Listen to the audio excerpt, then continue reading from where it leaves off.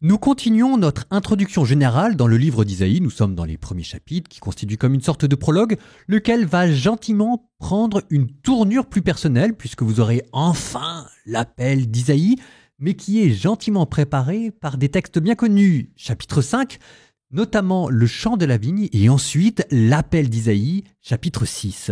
Quelques petites remarques d'abord. Je commence avec le chant de la vigne, que vous allez entendre, une chanson d'amour déstabilisante qui commence comme une chanson amoureuse, un genre poétique bien reconnaissable dans la tradition biblique. On a l'impression d'entendre le cantique des cantiques.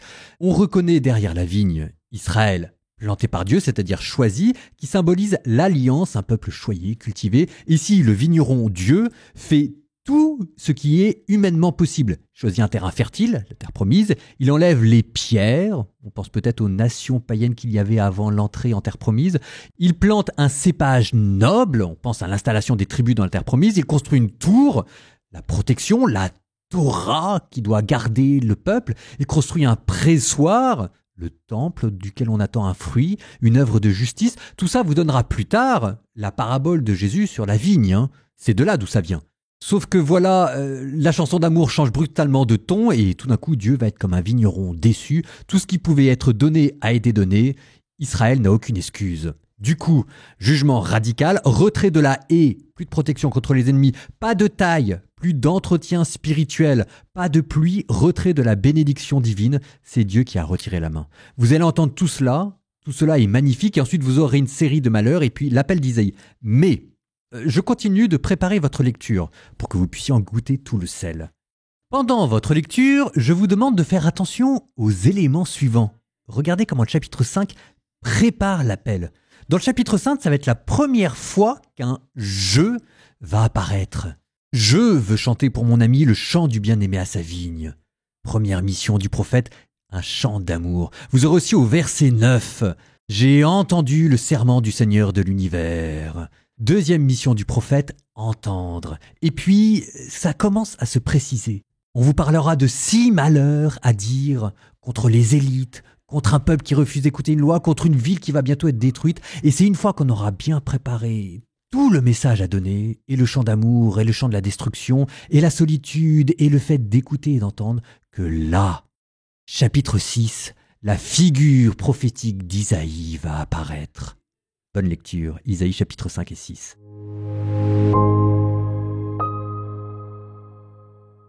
Je veux chanter pour mon ami le chant du bien-aimé à sa vigne. Mon ami avait une vigne sur un coteau fertile. Il en retourna la terre, en retira les pierres pour y mettre un plan de qualité. Au milieu, il bâtit une tour de garde et creusa aussi un pressoir. Il en attendait de beaux raisins, mais elle en donna de mauvais. Et maintenant, habitants de Jérusalem, hommes de Juda, soyez donc juges entre moi et ma vigne. Pouvais-je faire pour ma vigne plus que je n'ai fait? J'attendais de beaux raisins, pourquoi en a-t-elle donné de mauvais? Eh bien, moi, je vais vous apprendre ce que je ferai de ma vigne. Enlever sa clôture pour qu'elle soit dévorée par les animaux. Ouvrir une brèche dans son mur pour qu'elle soit piétinée. J'en ferai une pente désolée, elle ne sera ni taillée ni sarclée, il y poussera des épines et des ronces, j'interdirai aux nuages d'y faire tomber la pluie. La vigne du Seigneur de l'univers, c'est la maison d'Israël. Le plan qu'il chérissait, ce sont les hommes de Juda. Il en attendait le droit, et voici le crime. Il en attendait la justice, et voici les cris. Malheureux, vous qui ajoutez maison à maison, qui joignez champ à champ jusqu'à occuper toute la place et habiter seul au milieu du pays. J'ai entendu le serment du Seigneur de l'univers. De nombreuses maisons seront ruinées, belles ou grandes, elles seront inhabitées. 10 arpents de vigne produiront un seul tonneau, et 10 boisseaux de semences un seul boisseau. Malheureux ceux qui, dès le petit matin, courent après la boisson forte et que le vin échauffe encore tard dans la soirée. Ce ne sont que cithars et harpes, tambourins et flûtes et vins pour leur beuverie, mais sur l'œuvre du Seigneur, ils n'ont pas un regard. Ce qu'il fait de ses mains, ils ne le voient pas. Voilà pourquoi mon peuple est en exil, faute de n'avoir rien compris. Son élite qui meurt de faim, ses foules dévorées de soif. Et voilà pourquoi la mort dilate sa gorge et ouvre démesurément la gueule. La noblesse et la foule y descendent dans le vacarme de la fête. Oui, l'être humain devra plier. L'homme sera abaissé. Les arrogants baisseront les yeux. Le Seigneur de l'univers est exalté par ce jugement et le Dieu saint sanctifié par cet acte de justice. Des agneaux viendront brouter comme à leur pâturage et au milieu des ruines, des chevreaux s'engraisseront. Malheureux ceux qui traînent le péché avec la corde du mensonge et la faute comme avec des rênes de chariot. Ils disent que Dieu se dépêche, qu'il fasse vite son œuvre que nous puissions voir. Le projet du Saint d'Israël, qu'il avance et se réalise. Alors nous comprendrons. Malheureux ces gens qui déclarent bien ce qui est mal et mal ce qui est bien, qui font des ténèbres la lumière et de la lumière les ténèbres, qui rendent amer ce qui est doux et doux ce qui est amer. Malheureux ceux qui se prennent pour des sages, ceux qui se croient intelligents. Malheureux ceux qui sont champions pour boire du vin, experts en mélange des boissons fortes. Ah, ils acquittent le coupable contre un cadeau. Ils privent les innocents de leur justice. Voilà pourquoi, comme la paille est dévorée par le feu et le foin disparaît dans les flammes, leurs racines ne seront plus que puanteurs, et leurs fleurs partiront en poussière. Oui, ils ont rejeté la loi du Seigneur de l'univers, méprisé la parole du Saint d'Israël. Voilà pourquoi la colère du Seigneur s'est enflammée contre son peuple, ses mains se sont levées contre lui, et il l'a frappé. Et les montagnes ont tremblé, et ses cadavres, comme des ordures au milieu des rues. Et avec tout cela, sa colère ne s'est pas détournée, sa main reste levée. Il dresse l'étendard vers une nation lointaine. Il siffle pour l'appeler des extrémités de la terre, et la voici, rapide et alerte, qui vient. Aucun ne flanche, aucun ne trébuche, aucun ne somnole, aucun ne s'endort. Pas une ceinture qui tombe des reins, pas une courroie de sandales qui se rompe. Ses flèches sont aiguisées, tous ses arcs tendus, les sabots de ses chevaux comme du silex, et les roues de ses chars un cyclone. Elle rugit comme une lionne, elle rugit comme les fauves, elle gronde et saisit sa proie, elle l'emporte, et personne qui délivre. Ce jour-là, Dieu grondera contre son peuple comme gronde la mer. Il regardera la terre. Ténèbres de détresse, lumière que la brume obscurcit. L'année de la mort du roi Osias, je vis le Seigneur qui siégeait sur un trône très élevé. Les pans de son manteau remplissaient le temple. Les séraphins se tenaient au-dessus de lui. Ils avaient chacun 6 ailes. 2 pour se couvrir le visage, 2 pour se couvrir les pieds, et 2 pour voler. Ils se criaient l'un à l'autre, « Saint, Saint, Saint le Seigneur de l'univers ! Toute la terre est remplie de sa gloire. » Les pivots des portes se mirent à trembler, à la voix de celui qui criait, et le temple se remplissait de fumée. Je dis alors, « Malheur à moi, je suis perdu, car je suis un homme aux lèvres impures. » J'habite au milieu d'un peuple aux lèvres impures, et mes yeux ont vu le roi, le Seigneur de l'univers.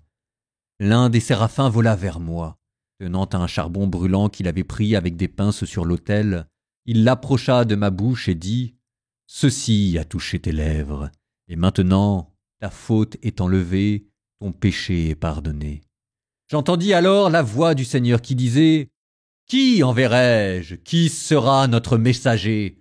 J'ai répondu « Me voici, envoie-moi. » Il me dit « Va dire à ce peuple, écoutez bien mais sans comprendre, regardez bien mais sans reconnaître. Alourdis le cœur de ce peuple, rends-le dur d'oreilles, aveugle ses yeux, de peur que ses yeux ne voient, que ses oreilles n'entendent, que son cœur ne comprenne, qu'il ne se convertisse et ne soit guéri. » Et moi je dis, « Jusque à quand, Seigneur ?» Il répondit, « Jusqu'à ce que les villes soient ravagées et dépeuplées, les maisons sans habitants, et la terre désolée et ravagée, jusqu'à ce que le Seigneur en ait éloigné les habitants et que se multiplient dans le pays les terres abandonnées, et s'il en reste un 10e, à son tour il sera détruit, comme le chêne et le térébinthe, abattu, dont il ne reste que la souche. Cette souche est une semence sainte. »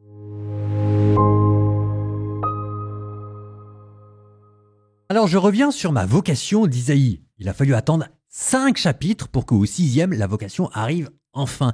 Et ça change un tout petit peu les choses, parce que nous, on voit Isaïe qui arrive, on se dit, bah magnifique. Je suppose que même secrètement, on aimerait que ça arrive à nous. Et on se dit, bah si on était dans le temple et qu'on voyait la gloire de Dieu, on dirait oui, avec beaucoup d'appréhension, sans se dire indigne, mais on dirait oui. Et ça, c'est quand on prend le chapitre 6 avant tout le reste.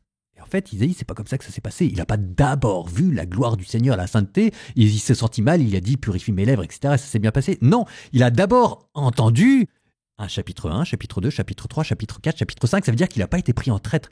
Il a commencé par entendre ce que Dieu voulait dire. Et ce que Dieu voulait dire, on l'a entendu, c'est la colère, c'est rabattre le caquet d'Israël, c'est faire des chants d'amour qui en fait sont des chants de destruction. Et en fait, la vraie question, c'est pas qui accepterait d'être prophète, la vraie question, c'est qui accepterait de dire ça. Ça, c'est la vocation d'Isaïe. Isaïe, il a commencé par entendre ces prophéties, et ensuite, il a vu Dieu, il a dit « Moi, j'irai chanter le chant de la vigne. Moi, j'irai dire malheur aux coquettes d'Israël. Moi, j'irai dire « Cieux, écoutez-moi ». Et ça change quand même la perspective. La vocation d'Isaïe ne commence pas par une extase mystique, elle commence par un cri de colère devant la justice et par un amour vexé. Et après, vous avez la vision magnifique, d'ailleurs vous êtes dans le temple, c'est la présence de Dieu qui est encore là avec les chérubins. C'est là encore aussi, vous voyez, c'est la première fois qu'on voit des chérubins, j'allais dire en chair et en os. On parlait des progrès de l'angélologie, ils sont là, qui chantent le trisagion, Saint, Saint, Saint, ce que la liturgie reprendra, Sanctus, Sanctus, Sanctus au cours de la messe. Vous avez les 2 grands attributs divins dans le livre d'Isaïe qui sont la sainteté et qui sont la gloire de Dieu, et ensuite l'appel. Isaïe qui est mis à part, c'est-à-dire consacré, c'est-à-dire aussi retranché du peuple. Et alors là, il faut entendre la mission d'Isaïe. Qu'est-ce que Dieu lui demande de dire? Ce que Dieu lui demande de dire, c'est pas un appel à la repentance. Ça aussi, c'est très curieux. Ce qu'il lui demande de dire, c'est, je cite, « Va dire à ce peuple, écoutez bien, mais sans comprendre, regardez bien, mais sans reconnaître, alourdit le cœur de ce peuple, rend-le dur d'oreille, aveugle de ses yeux, de peur que ses yeux voient, que ses oreilles n'entendent, que son cœur ne comprenne, qu'il ne se convertisse et qu'il ne soit guéri. » Je vous dis ça parce que c'est un des versets les plus cités par Jésus lui-même. La mission d'Isaïe, c'est pas l'appel à la repentance, c'est l'endurcissement de cœur. Sauf que juste après, on va entendre Isaïe qui appelle à la repentance. Alors on se dit, ça veut dire quoi? Ce que ça veut dire, c'est que Dieu est en train de prévenir Isaïe que ça va mal se passer et que son appel à la repentance n'aura aucun effet, sinon d'endurcir le cœur. Autrement dit, il envoie Isaïe à l'échec en lui disant de ne pas le prendre personnellement, tout cela est prévu d'avance. Ah ah! Et réponse d'Isaïe, jusque à quand, Seigneur? Jusqu'à ce que tout soit détruit. Autrement dit, jusqu'à ce que ça ne serve plus à rien d'appeler à la repentance parce qu'on aura tout tenté. Jusqu'à ce que tout soit détruit, sauf une souche, une semence sainte. Et là, vous avez à la fois la destruction et le relèvement à venir. Nous nous tournons vers Dieu pour demander d'être prophète. Je ne sais pas si encore parmi vous, certains ont envie de l'être, mais hey, disciples du Christ, c'est ça aussi. Au nom du Père et du Fils et du Saint-Esprit. Amen. Seigneur, je me présente dans ton temple saint. Je contemple ta splendeur, ta gloire et ta sainteté. Seigneur, envoie-moi.